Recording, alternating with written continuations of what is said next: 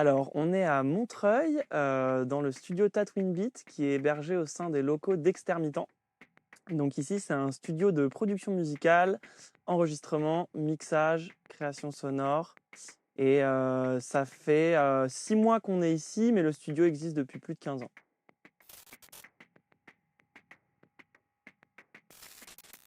Alors, Tatooine Beat, ça vient de Star Wars à la base, c'était une référence à Star Wars, donc Tatooine, non, Tatooine, pardon, donc la planète originaire. Mais c'est pas moi qui ai trouvé le nom, c'est mon associé Rémi qui l'a créé en 2010. Le premier studio était situé à La Jarrie, à Vincennes, dans un grand squat, et on a démarré là-bas, donc aux alentours de 2010, et moi j'ai rejoint l'aventure en 2013. Alors moi, je travaille vraiment avec tout type d'artistes. Ça va de la chanson française au hip-hop, à l'électro. J'ai accompagné plus de 50 artistes, je pense, sur ces 5 dernières années. Après, j'ai une grosse affinité pour la musique groove, soul, jazz, reggae, hip-hop. Mais on accompagne aussi voilà, vraiment tout type de profil. Et moi, je me suis spécialisé dans la prise de son et dans le mixage. Donc, je vais surtout accompagner les artistes pour vraiment la partie studio. Et après, je peux aussi leur donner un coup de main sur le live et aussi sur les arrangements. Mais je suis vraiment sur la prise de son et le mix principalement.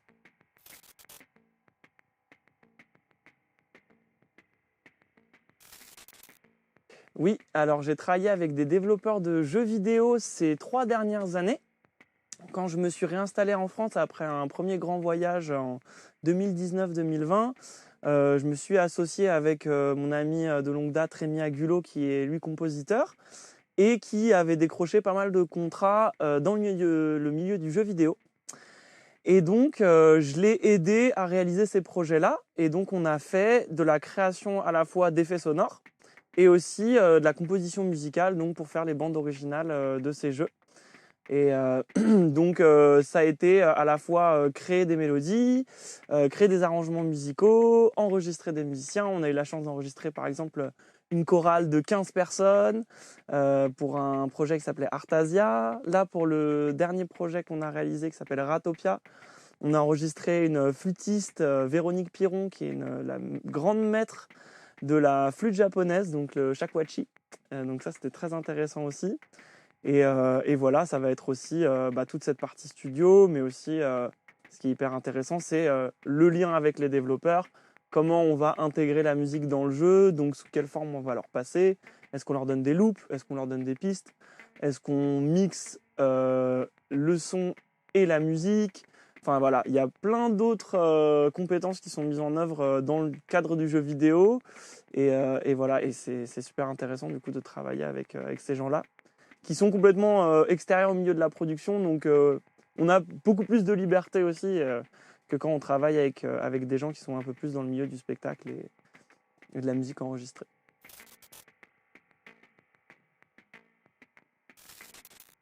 Alors, moi, à côté de la musique, ma grande passion, c'est le voyage. Donc, depuis que je suis petit, en fait, je voyage avec mes parents. Eux, ils sont des globetrotters, ils ont vraiment parcouru le monde entier. Depuis que je suis enfant, voilà, j'ai eu la chance d'aller à Cuba, au Sri Lanka, au Canada avec eux, en Afrique aussi. Après, quand j'ai grandi, aux alentours de mes 24 ans, je me suis dit, bon, j'ai envie de partir loin, et j'ai pas envie de savoir quand je rentre. Donc, j'ai pris un billet, je suis parti au Vietnam avec mon meilleur ami. Et je me suis dit, bon, je fais de la musique, je vais quand même prendre des micros avec moi, on ne sait jamais ce qui peut se passer. Donc j'ai investi à l'époque dans un petit système d'enregistrement sonore. Et en fait, après, au fur et à mesure de mon voyage, je me suis rendu compte que les sons en fait, que j'allais rencontrer, et notamment dans la nature, étaient vraiment merveilleux. Parce que c'est vrai qu'en France, on est quand même dans un pays qui a été extrêmement cultivé, la nature a été transformée, donc on n'a plus de forêt vierge, on n'a plus de forêt primaire. Mais par exemple, là où je suis allé, donc au Vietnam, au Laos, j'ai rencontré des forêts primaires. Et déjà, ça m'a énormément marqué, énormément touché. Et après, par la suite, je suis allé aussi en Australie, en Nouvelle-Zélande. Et là, vraiment aussi, encore une fois, me retrouver en pleine nature, ça m'a complètement estomaqué. Et donc j'ai décidé de réaliser un projet musical autour de ces sons. Et l'idée, ça a été en fait de prendre toutes ces musiques en fait de la nature et d'y apposer ma voix à moi qui est le piano. Et donc j'ai créé des genres de paysages sonores. Donc c'est-à-dire des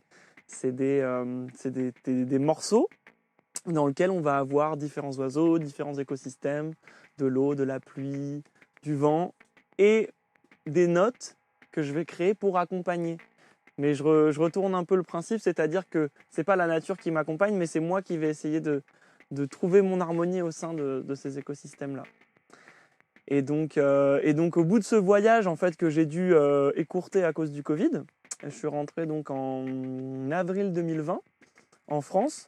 À ce moment-là, j'étais en Nouvelle-Zélande, donc c'était un petit peu compliqué pour rentrer en France. On a dû prendre un avion de rapatriement, etc. J'avais pour objectif d'aller au Pérou. Et donc mon avion a été annulé, j'ai dû rentrer en France. Et là, j'ai attendu 3 ans et finalement, au bout de 3 ans, j'ai pu repartir. Et donc l'année dernière, en 2023, je suis parti donc, et j'ai terminé ce grand voyage en Amazonie. Et donc j'ai passé 3 mois dans la jungle amazonienne à capter des sons, à écouter la nature et à enregistrer. Et là, je suis actuellement en train de réaliser mon 2e album qui a pour but de mettre à l'honneur les sons de la jungle péruvienne.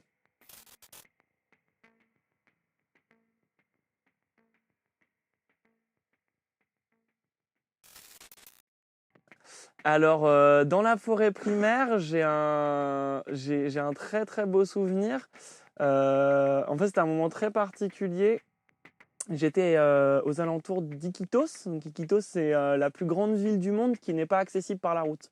On est obligé d'y aller en bateau ou en avion. Et en fait, j'étais chez une femme qui s'appelle Anne, qui a créé un centre de retraite là-bas dans la jungle. Et moi, je travaillais avec elle pour l'aider à maintenir le camp. Et en échange, elle m'offrait le gîte et le couvert. Et j'en ai profité pour faire mes prises de son. Et c'était pas évident parce qu'au début, je suis arrivé, j'ai dû m'acclimater, voilà, je suis tombé malade, etc. En plus, j'avais pas de réseau, j'avais pas d'électricité, enfin, j'étais complètement laissé à moi-même. Et je me disais au bout d'un moment, mais qu'est-ce que je fais ici, quoi? J'arrive pas à faire des prises de son, je travaillais toute la journée, j'avais pas le temps pour faire mes sons. Et en fait, à un moment donné, elle m'explique qu'il y a un endroit dans la forêt où il y a une grande plateforme et que je peux monter tout en haut. Et que là, je suis vraiment au sommet des arbres, à plus de 30 mètres de hauteur. Donc, je m'y rends. J'y vais une première fois. Je trouve le lieu incroyable. Donc, c'est comme une espèce de parcours d'accrobranche où on monte dans un arbre et à la fin, on se retrouve en haut d'une plateforme, tout en haut de la cime des arbres. Et donc, je décide d'y retourner. Et le lendemain matin, j'y pars très tôt. Je pars à 4h ou 5h du matin. Je monte. Je me pose. Et là, j'attends. Je pose mes micros. J'attends 1h, 2h, 3h.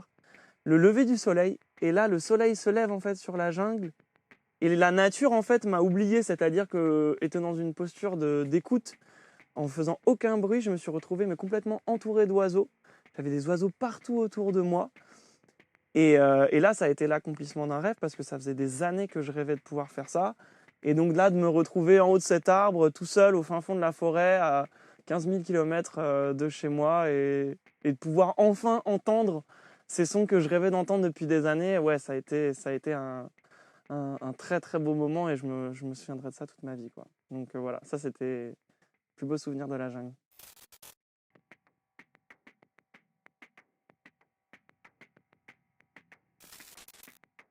Alors c'est marrant parce que je pense que mon son préféré, c'est le son d'un oiseau que j'ai enregistré justement à ce même endroit-là, vers Iquitos. En fait, moi je suis parti dans la jungle, j'avais 25 kilos de matériel, des micros, des enregistreurs, etc. Et au final, à cause de l'humidité, mes micros sont morts, donc j'avais plus de micros. Et il y avait un oiseau que j'entendais tous les matins qui chantait et qui avait un son très particulier, qui faisait comme cette espèce de vague. Et j'essayais d'aller l'enregistrer, à chaque fois j'y arrivais pas. Et en fait, à un moment, le dernier jour, je me suis réveillé un matin et l'oiseau était à 5 cm de ma tente. Et là, j'ai juste sorti mon téléphone portable, en fait. Et j'ai enregistré le son avec mon téléphone. Et finalement, je crois que c'est le son que je préfère, c'est le son le plus simple et qui est peut-être la moins bonne qualité à proprement parler, mais en fait, c'est le son qui est pour moi le plus beau parce que il est pur, en fait. C'est juste un moment où je me suis fait dépasser, en fait, par la vie. Et je me suis fait. J'étais dans ma tente et j'entendais cet oiseau chanter. Et comme n'importe qui, en fait, aurait pu se prendre son téléphone et enregistrer.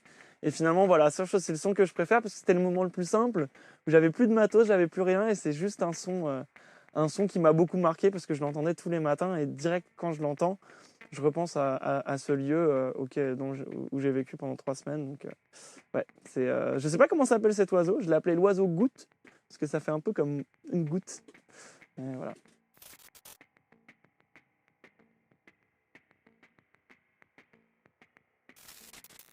Alors, je dois l'avoir là.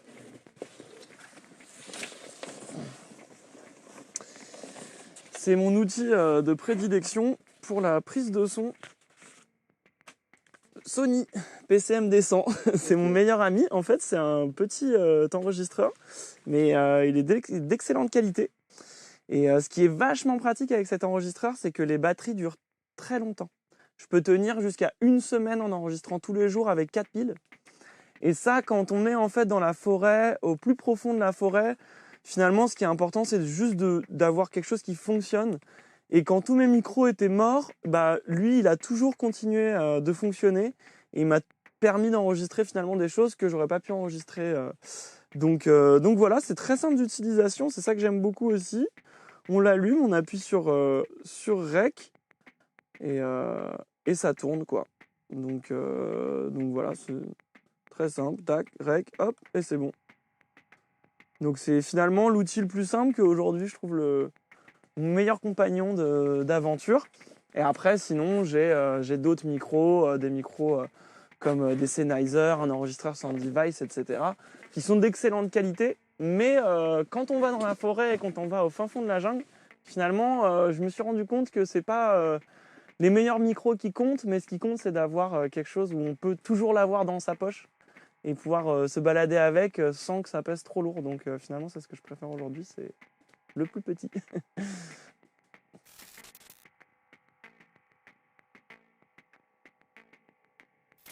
Moi j'ai eu une scolarité assez classique, même si j'étais pas l'élève le plus sage de la classe.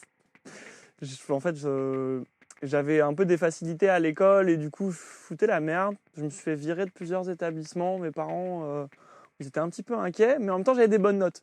Donc c'était un peu perturbant et pour mes parents et pour les professeurs. Du coup, j'ai quand même eu mon bac scientifique parce que j'ai toujours aimé les sciences. Donc ça, déjà, c'est important d'avoir un socle solide sur les sciences pour faire de l'ingénierie sonore parce que l'ingénierie sonore, c'est de l'ingénierie. Souvent, on l'oublie, mais il y a un côté technique qui est extrêmement important, qui n'est pas obligatoire. Il y a des gens qui sont pas très calés en maths et en physique, qui sont d'excellents ingé son, donc on n'a pas obligé d'avoir fait maths spé. Mais c'est important en tout cas de l'avoir dans son sac à connaissances. Donc voilà. Ensuite, moi, après ce bac, je me suis orienté vers la fac parce que mon but, c'était vraiment d'allier musique et son. Parce que je suis aussi pianiste, musicien. Aujourd'hui, en fonction des projets, je vais soit mettre ma casquette de musicien, soit ma casquette d'ingé son. Mais c'est vrai que pour le coup, je voulais faire les deux. Donc je suis parti vers cette filière-là qui était très bien en 3 ans à la fac de Marne-la-Vallée, où j'ai fait à la fois une formation musicale et aussi une formation technique. Et c'est vrai que c'est très important. Alors quand on bosse dans la musique particulièrement, c'est de comprendre la musique. La plupart des ingé-sons qui travaillent dans la musique sont aussi musiciens eux-mêmes parce qu'il faut pouvoir comprendre les notes. Même si on ne connaît pas le solfège, il faut au moins avoir une sensibilité artistique, c'est extrêmement important.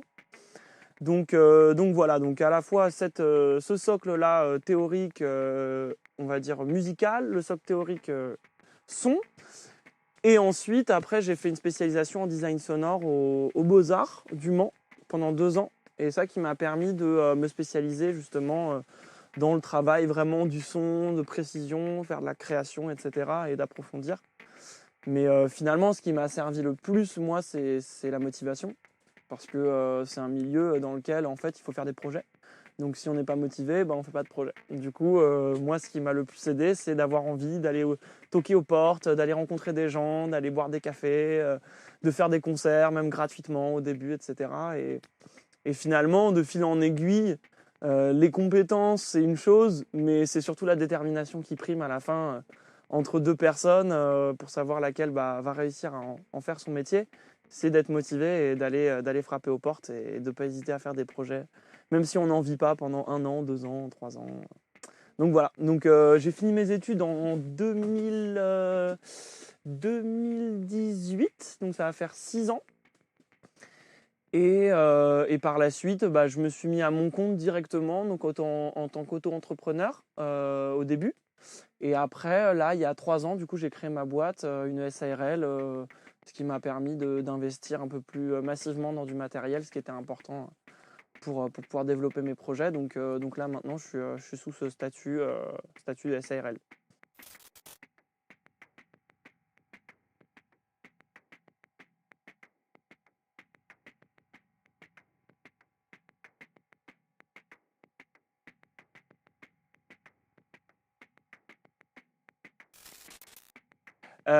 Déjà, je dirais d'aller rencontrer les gens. Déjà, super important. Que ça soit d'aller rencontrer des musiciens, que ça soit d'aller rencontrer des professionnels du métier. On a la chance d'être dans un métier où les gens sont très ouverts d'esprit. Moi, quand j'ai commencé, il y a énormément de gens qui m'ont juste tendu la main, qui m'ont aidé, qui m'ont donné des conseils, donné des contacts. Et en fait, il ne faut pas avoir peur de demander en fait aussi. Déjà, ça c'est la première chose.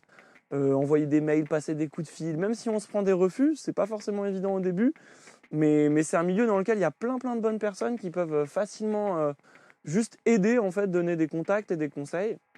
Donc ça, je dirais, voilà, c'est aller rencontrer les gens et ensuite, c'est monter des projets. Monter des projets, ça c'est la première chose, ou intégrer des projets déjà existants. Mais souvent, dans les milieux artistiques, au début, il n'y a pas d'argent. Même après, souvent, il n'y a pas d'argent. Donc, il faut, même s'il n'y a pas d'argent, il faut quand même travailler parfois bénévolement parce que c'est ce qui permet de rencontrer encore plus de gens, de faire encore plus de contacts. Et le jour où, tiens, ce projet-là, il y a du budget, écoute, là, je peux te faire 1, 2, 3, 5 cachets pour faire un album, pour faire un concert. Et puis, naturellement, ça se fait. Donc moi au début, tous les concerts que je faisais, j'étais bénévole. À un moment donné, j'ai dit maintenant les gars, il faut me payer. Et du coup, il y a des projets que j'ai arrêtés et des projets que j'ai continués. Et maintenant, ça m'arrive encore de faire des projets en bénévole parce qu'il y a des projets que j'aime beaucoup. Mais la plupart du temps, voilà, c'est normal, je suis payé pour ce que je fais.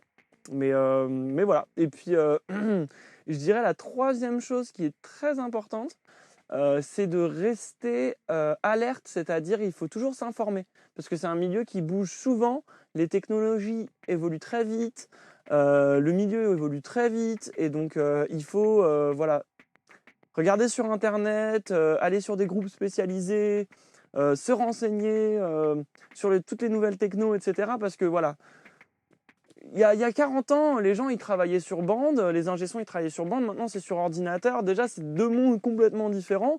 Les bons ingé sons, ils ont appris à s'adapter. Et demain, il y aura plein de nouveaux défis, donc plein de nouvelles choses qui vont arriver. Et il faut rester à l'écoute de toutes ces nouvelles technologies. Faut pas, voilà, je dirais, il ne faut pas se reposer sur ses acquis. C'est pas parce que ça marche comme ça maintenant que ça marchera encore dans 10 ans. Donc il faut s'informer, toujours rester au fait des avancées technologiques et du milieu dans son ensemble.